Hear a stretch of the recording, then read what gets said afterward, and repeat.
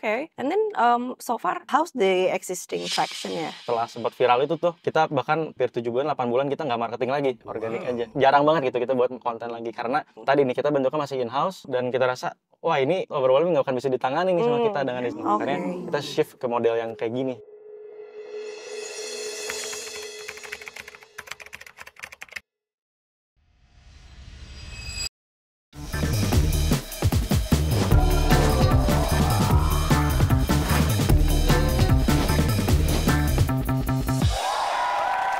Welcome to Kartix Season 2, sebuah program dari Digital Hub Sinar Maslen dan teman startup yang menghubungkan para startup founders dan para venture capitals untuk mencapai impian mereka. Dalam program ini, para startup founders akan mendapatkan kesempatan untuk pitching ide bisnis mereka selama 20 menit kepada para investor untuk mendapatkan pendanaan dan mengembangkan bisnis mereka. Mereka akan berlomba-lomba untuk mendapatkan the golden ticket sebagai hadiah utama. Apakah mereka akan berhasil mendapatkan pendanaan? Mari kita saksikan bersama di Kartix Season 2.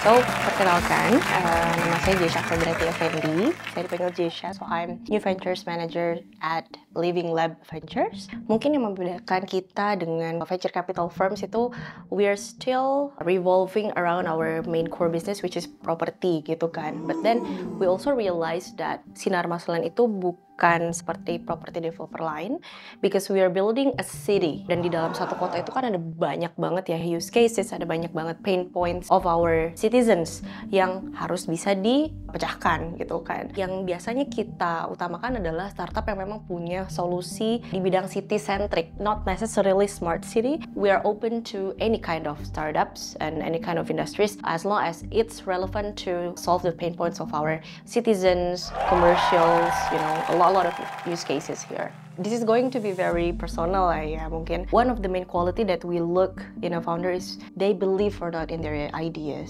Biasanya strong founders atau strong startups itu kan ada strong team di belakangnya, and behind a strong team is a strong founder who actually believes in the idea. So we bring them into our ecosystem. We see whether we can growth hack these problems together and then scale their businesses further. Because once they manage to hit the milestones atau certain targets, our investment team jadi udah tahu kan, oh ini berarti scalable di kota yang lain. So yeah, it's a really end-to-end support sih yang kita provide.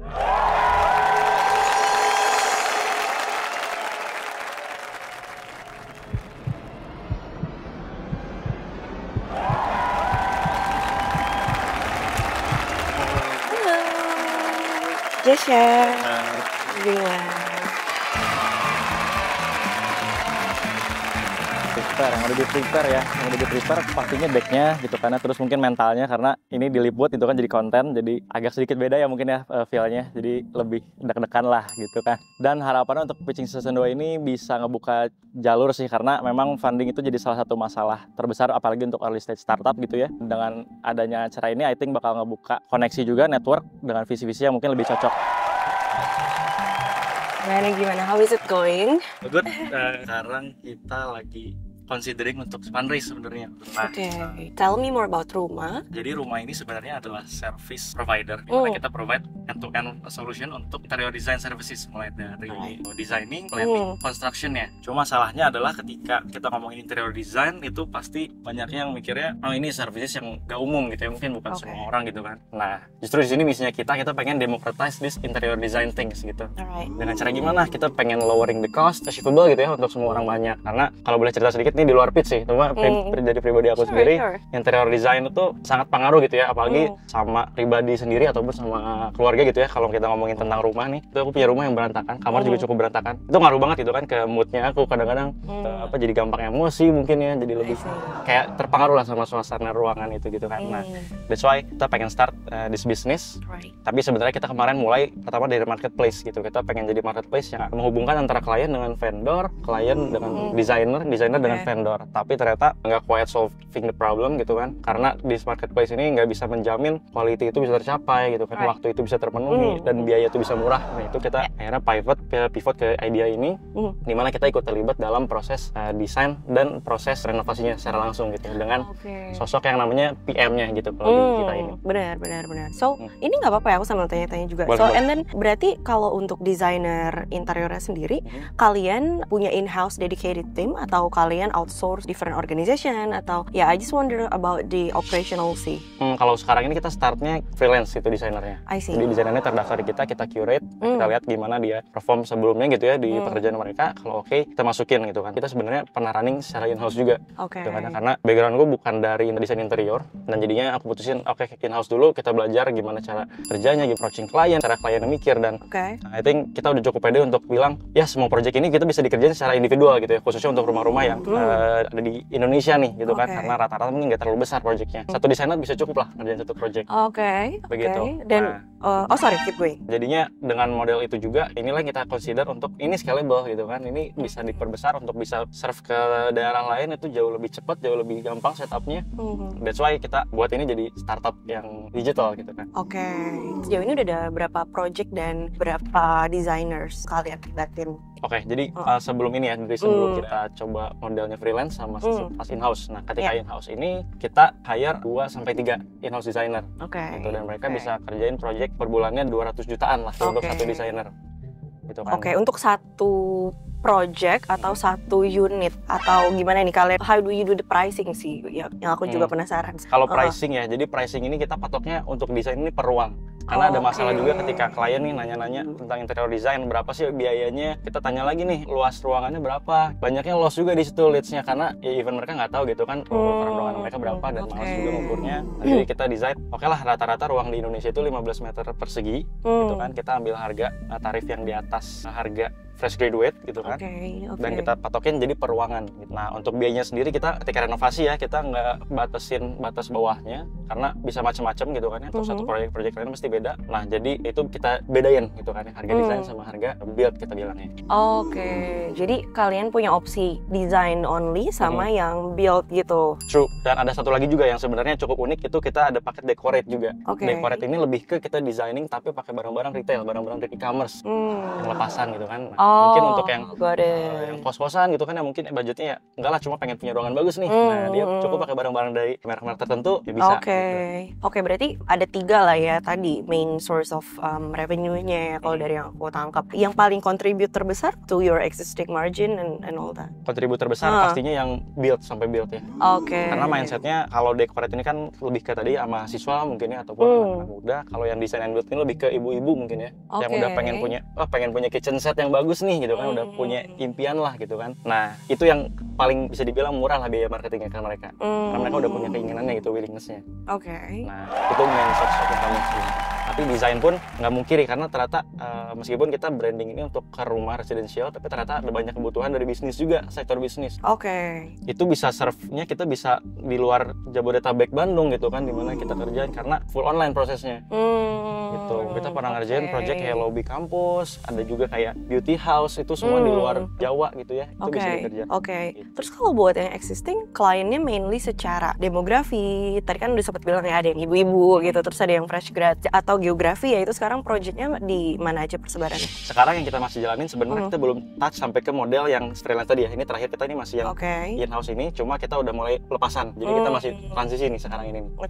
Mungkin bisa dibilang business owner itu di situ cukup besar. Homeowner nih yang baru beli properti. Dan yang terakhir mungkin yang profesional, mungkin yang sering WFH. Jadi pengen renovate kamarnya misalnya. Tadi kan aku juga sempat review the deck ya, kayak you guys generated a lot of audiences on TikTok, on social media gitu kan. But then how do you convert them to your actual client? Ya aku penasaran user journey-nya sih so far, karena kalau untuk sekarang punya platform sendiri kan berarti. Yes, betul. Dari yang berjalan kemarin ini simpel sih sebenarnya. Mereka dari TikTok nih, kita hubungin funnel marketingnya, tinggal buka bio link, kita hubungin ke landing page, dia lihat nih proposisi keuntungannya kita apa aja sih kalau pakai di rumah. Mereka tertarik, kita kasih call to action, ask for price gitu ya, tanya harga. Terus itu mereka bisa konsultasi lewat WhatsApp ataupun bisa meet langsung gitu ya sama project manager. gitu.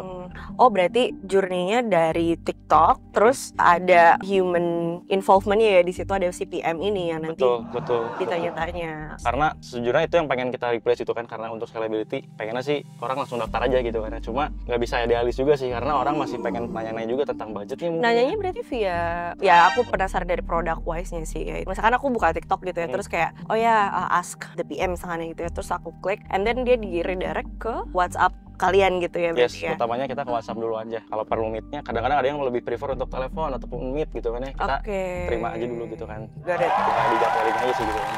Okay. And then so far how's the existing traction ya? Jujur setelah sempat viral itu tuh, kita bahkan hampir 7 bulan, 8 bulan kita nggak marketing lagi. Kita nggak ngelakuin paid marketing gitu ya, organik aja. Jarang banget gitu kita buat konten lagi, karena tadi nih kita bentuknya masih in-house dan kita rasa, wah ini overwhelming, nggak akan bisa ditangani nih sama kita dengan desainer gini. Kalau kita harus hire lagi terlalu risky gitu kan ya. Rame ini nggak selalu rame gitu kan. Makanya kita shift ke model yang kayak gini. Kita udah ngobrol juga banyak banget konsult tentang ide ini. Pemainnya mungkin nggak banyak gitu ya, karena interior design ini mungkin bukan sesuatu yang besar secara PDB gitu ya. Cuma yang aku lihat adalah interior design ini jadi tulang punggung lah ya untuk service furniture, pembelian furniture ataupun custom interior yang lumayan besar nih gitu ya. Sekarang di Indonesia ini butuh sekian billion USD gitu ya untuk home interior product. I see.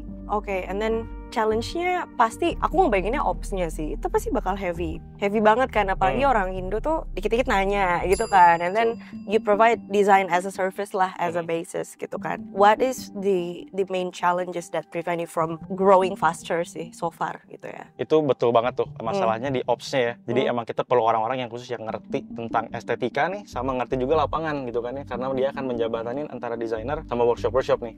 Nah, dan yang kita lakuin, kita provide tools nih. Jadi desainer ini kita kasih tools, contohnya yang paling pertama adalah estimator. Jadi dalam project interior nih, kalau aku boleh cerita dikit, banyak banget kendala ketika planningnya sebenarnya. Jadi waktunya mundur karena planningnya nggak sesuai nih. Misalnya desain udah jadi, udah cocok nih. Oke, biasa nih dari desainer ini bakal ngoper ke tukang gitu ya, ataupun ke workshop minta dihitungin gitu ya, buat ini berapa. Keluar nih hitungannya, itu juga mungkin semingguan, mungkin ya seminggu atau 2 minggu. Wah, jauh banget dari estimasi gitu kan. Melenceng banget nih. Nah, akhirnya ubah desain lagi, bolak-balik. Flow-nya nggak linear gitu kan. Nah, itu masalah yang terbesar juga dengan industri yang konvensional sekarang. Dan kita buatnya adalah ada tools estimator dan kita buat flow-nya ini linear. Jadi di dalam dashboard ini klien ini nggak bisa terlalu banyak bolak-balik, kita batasin gitu ya. Jadi klien ini nggak bisa banyak-banyak, jadi nggak bisa sembarangan tiba-tiba tengah jalan ngubah gitu ya. Supaya mengurangi yang tadi tuh bolak-balik back and forth. Tentang estimatornya tadi ini, jadi kita kasih alat buat desainer dan PM ini bisa tahu nih harga desainer mereka berapa. Jadi setelah ngedesain, oh ini kira-kira gimana budgetnya klien berapa, masuk nggak gitu. Jadi tanpa harus bolak-balik lagi ke tukang, desainer udah tahu nih desainer mereka overprice nih, agak nggak bisa dilakuin. Nah, itu kendala yang cukup sering juga, terutama desainer yang mungkin belum banyak ngerjain project build. Dan karena again this is a service juga ya. Once the whole renovation process is done, itu kalian juga provide guarantee nggak sih? Maksudnya kayak ada garansi gitu atau gimana sih? Kalau garansi sebenarnya kita pengen banget sih ngelapin itu, cuma mungkin kita belum bisa ya untuk saat ini, kita belum bisa set angka itu. Kenapa? Karena tergantung lagi nih penggunaannya klien ini bisa variatif banget. Ada furnitur yang mungkin ditaruh di tempatnya terlalu lembab nih, kan hitungan garansinya beda nih, karena cukup kompleks sih. Kalau kita bisa tentuin angka berapa tahun di awal itu sebenarnya kompleks. Cuma solusi dari kita standardize the materialnya gitu. Ini material dari kita, dan klien pun bisa milih nih, ada opsi yang A nih lebih ekonomis ataupun yang B yang lebih quality gitu ya. Nah, biasanya ini juga masalah juga nih, kadang-kadang klien ini pengen nawar harga, pengen murah-murahan, akhirnya vendor ngeiyain tanpa dia tahu gitu kan, ternyata materialnya diturunin nih. Gitu. Jadi kita emang kasih opsi juga, karena ya untuk renovasi ini banyaknya ya belum tahu apakah ini mahal atau ini murah, itu nggak ada gambarannya gitu kan. Sekarang tim ada berapa orang? Timnya karena lagi barusan banget itu pitching produk, timnya developer semua sih. Iya, jadi developernya ada full stack, ada 2, CTO-nya teman aku, partner aku, terus ada UI UX-nya, sama aku sendiri di bagian marketing sih, yang outsource dengan. Total berarti ada berapa orang tuh? Day to day sih sekitar 6 lah. 6 orang, Terus fundraising-nya sendiri kalian planningnya kayak gimana? Fundraising sendiri kita planningnya adalah untuk pertama nih perbesar tim PM-nya dulu nih, gitu ya. Karena tim ini yang paling penting untuk proses sampai build, terutama kita 20% lah kita allocate ke sini gitu ya. 30%-nya kita allocate lagi untuk marketing sebenarnya.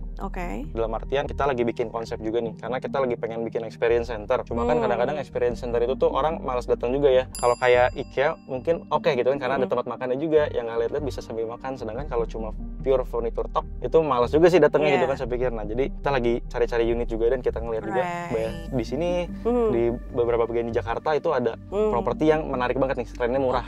Kita lagi pengen buat konsep experience store yang nanti sebenarnya itu studio yang bakal bisa disewain juga, bakal bisa gaining cash flow. Cool. Kalau nominalnya sendiri udah ada, udah spesifik amount? Udah.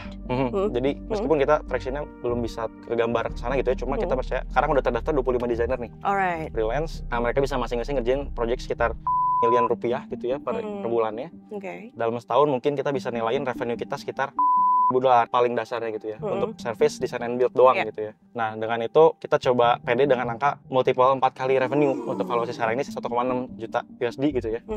Dan yang kita siapin untuk fundraising adalah sekitar 20%. Alright, got it. Any existing investors so far? Kita pakai angel, cuma udah beda nih sama ide yang di awal gitu kan, ketika di investing gitu. Oke, awalnya bukan untuk project kayak end to end gini ya? Betul. Pertama kita marketplace aja gitu. Alright, oke. Udah dari tahun berapa sih? Kita mulai banget tuh dari 2021 ya, Juli 2021. Berarti ini tahun kedua lah ya? Tahun ketiga. Dan background Reinhardt sendiri apa nih kalau nggak tahu? Kalau background aku industri, sebenarnya teknik industri. Oh, TI. Iya, jadi banyaknya kita balik-balik lagi untuk improving proses, efisiensi gitu ya. 5M manufacturing itu ya teorinya ya gitu. Balik-balikin di situ lagi sih dan ya. Oke, TI. Terus kalau untuk timnya sendiri tadi udah ada CTO ya so far ya. Kalau yang paling lacking, what's the lacking part? Lacking partnya itu lebih ke orang tadi nih yang CEO mungkin ya, operation ya. Karena kita nyari orang yang mungkin udah punya pengalaman di lapangan, punya pengalaman, punya taste design. Emang ini kita sambil nyari juga nih orang-orang ini nih. Dan cukup susah sih gitu ya nyari orang ini nih. I see. GMV total berapa? Aku harus cek keuangan sebenarnya. Cuma kalau bisa lihat, aku lihatnya dari bulan per bulan itu kita ngajain project sekitar rata-rata no less than 150 jutaan lah per bulan. Per bulan. GMV-nya. Sorry, itu untuk design and build ya. Oke. Untuk desain aja itu mungkin bisa contribute like 50 million lah per bulan. Oke. Berarti sekarang bootstrap plus angel itu tadi ya? Yes. Secara cash flow. Secara estimation berarti cash flow positif tuh at least di tahun berapa? Tahun berapa ya? Sebenarnya kita punya rencana untuk beberapa revenue stream juga sih. Nah cuma ini yang mungkin kita perlu panduan juga apakah ini better dilakukan untuk stage sekarang gitu ya, ataupun mending fokus dulu gitu ya kayak beberapa ini. Cuma kalau ngelihat dari cash flow yang normalnya itu BP sekitar mungkin 2,5 tahun, 3 tahun lah. Oke. Di luar dari revenue stream yang lain gitu. Ya, I see. Terus kalau sekarang ada B2B partnership-nya? B2B partnership kita bentuknya masih letter of intent sih ke vendor-vendor gitu ya. Oh, lebih ke vendorship aja ya. Berarti nggak ada yang belum ada yang strategik lah ya bisa dibilang. Belum ada, betul. Cuma mereka bisa dibilang mereka rely juga ke kita karena tiap kali misalnya udah bulan ini udah habis nih, project udah mau habis, pasti nanya lagi gitu kan ke kita. Ada lagi nggak nih buat bulan depan after Ramadan gitu-gitu. I see. Kalau tim sekarang base-nya di mana? Base-nya untuk yang tech sendiri tuh pasti cuma kita ada kantornya di PIK. Oh, di PIK. Gitu. Cuma kita pertama kali mulai sih di Bandung. Oh ya, I see. Kalau secara experience sendiri, Reinhardt background-nya kan tadi di TI ya. Mungkin ada pengalaman kerja juga atau gimana? Oke, bisa dibilang aku cukup junior lah masuk ke dunia ini gitu ya. Jadi mungkin nggak banyak yang bisa aku ngomongin. Cuma kalau kemarin ini pengalaman aku lebih ke startup lagi sih. Jadi kemarin aku sempat join kayak ada perusahaan emas gitu ya yang pengen bikin startup juga. Di situ aku dapat benefit mentorship, ada training juga, dan kita benar-benar ngebangun dari nol gitu ya. Jadi ngerasain lah gimana ke founding startup gitu kan. Terus background sebelumnya aku UX designer sebenarnya di Fabelio. Oke. Sekarang mungkin udah got it. pilot ya gitu. Ya. Oke.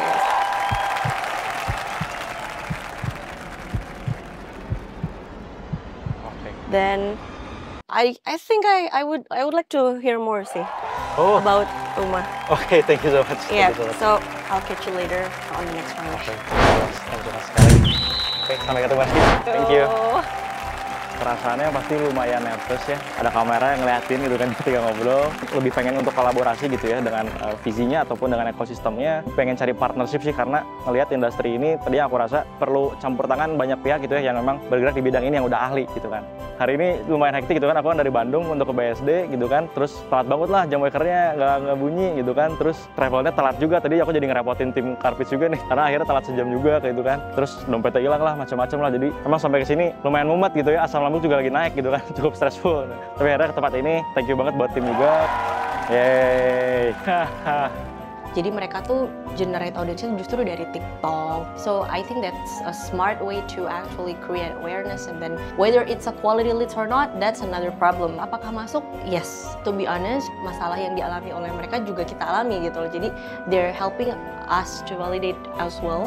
And then we also see a potential partnership juga gitu kan di sini, dimana we have a number of projects in different cities juga. Terus maybe because their existing team is very well experienced on the tech, maybe on the commercialization, if they can become bolder and more fierce in terms of setting up high target gitu ya, mungkin itu sih yang akan lebih atraktif untuk VC ya, because it's about numbers ya. Thank you for watching. Kalau mau nonton episode selanjutnya atau nonton episode sebelumnya, bisa mampir ke YouTube Digital Hub.